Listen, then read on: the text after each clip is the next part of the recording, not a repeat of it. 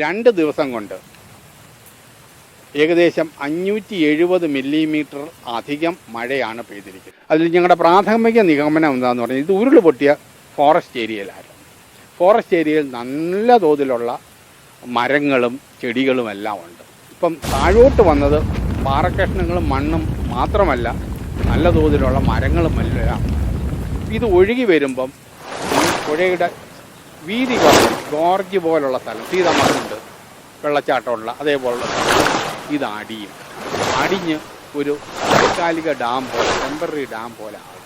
ഇത് പിന്നെ അത് പൊട്ടുമ്പോൾ ഇതിന് ഒഴുകാനുള്ള വലിയൊരു ശക്തിയാണ് അന്നേരം അവിടെ. അങ്ങനെ ഈ ശക്തിയോടുകൂടി താഴോട്ട് ഒഴുകുകയാണ്. ഇരുവശത്തുമുള്ള മെറ്റീരിയൽ, മണ്ണും കല്ലും കൂട്ടത്തിൽ വീടുകളും താമസിക്കുന്നത്.